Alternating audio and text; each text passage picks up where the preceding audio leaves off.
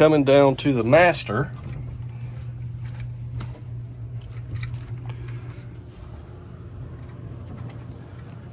you can see it's got a very large master suite. Twin on one side, queen on the other. Curtains in here were redone July of this year. Flooring July of this year. New quilts, pillowcases, all that sort of stuff as well. Coming to the master head. Full stand-up shower. Typical marine head. Very large vanity.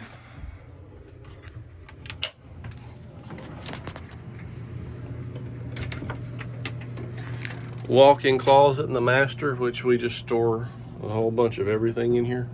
That's like 3 storage totes stuffed underneath the stairs, and then a couple boxes and a mountain of pillows, extra linens.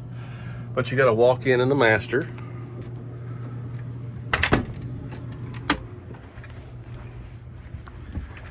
Going forward,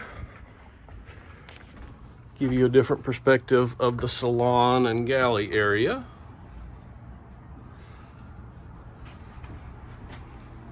Give you an idea. Turn around 180, looking aft. Back down to the cockpit.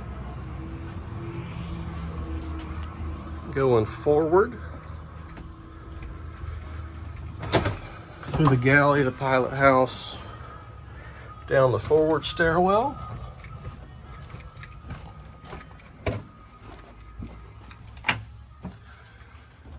Forward V-berth, new smart TV.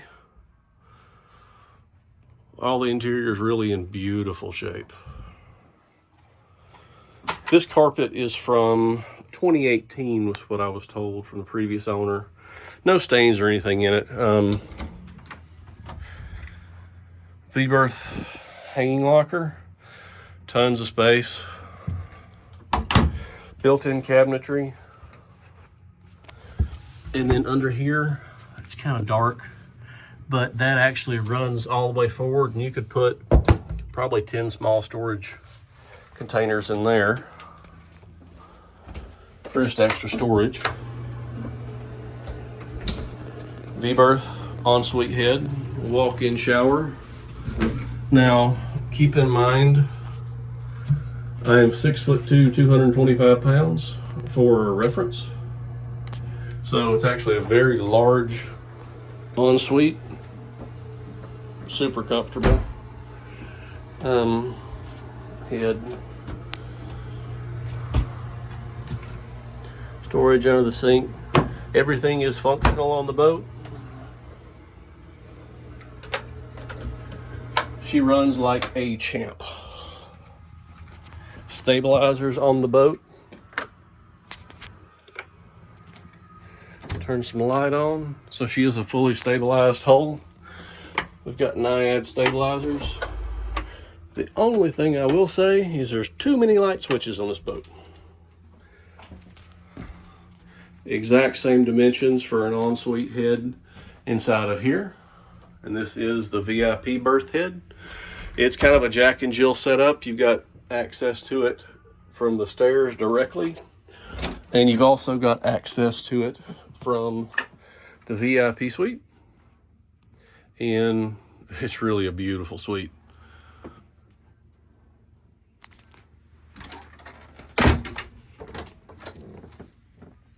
Hanging locker for the VIP. That panel is actually where the air comes back into the air handler for this cabin. The forward VIP is on its own AC. This is on its own AC as well. And then the master is on its own AC. There's an AC for the pilot house. And then there's an AC for the salon. And then there's an AC for the master. I think I've already said that. Dual Sub-Zeros, they work perfectly. When they're actually turned down, I stuck a thermometer in here just to check it, and it got to -19. So they work phenomenally well. Tons of just random boat storage. All the odds and ends that you tend to keep on a boat. And I mean, just tons of storage everywhere.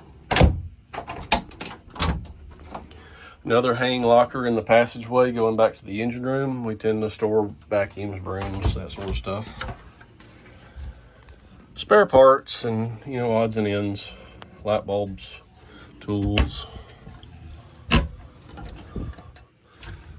Same thing here.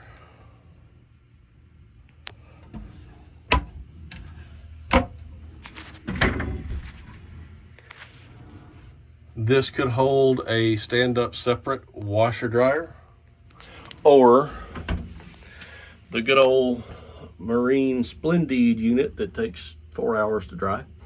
Whatever you prefer, but it's set up for 110, and GE makes the unit that actually I'm thinking about dropping in here.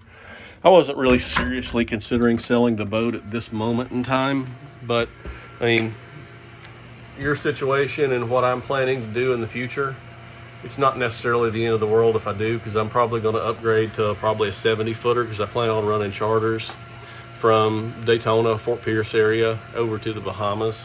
So picking up another stateroom or two wouldn't be bad. Generator number 2, hot water heater, Detroit 471, Detroit 471. It's a 32 volt AC system on the boat. 5 Cruisair AC units. They all work flawlessly. Brand new as of July of this year.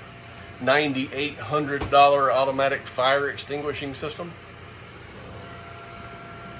Generator number 1, another phaser unit, and that one's got 970 on it to be precise, and this one has 770, 769, call it 770.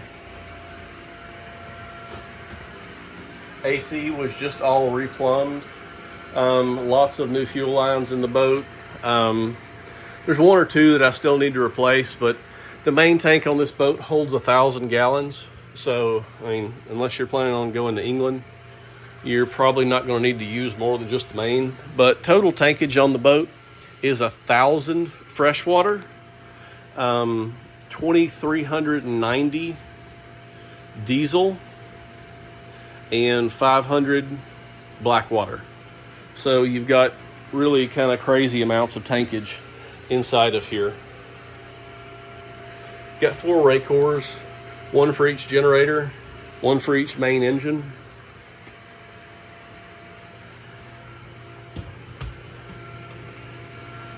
Fuel manifold. Walking back forward, another huge storage area that I didn't show you before. Down in the V-berth,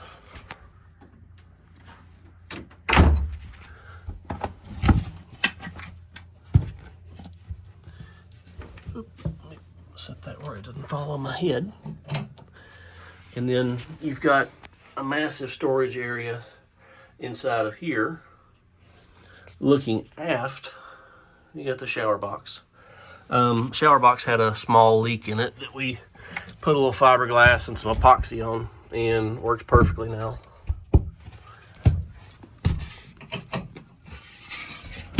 No more leaks.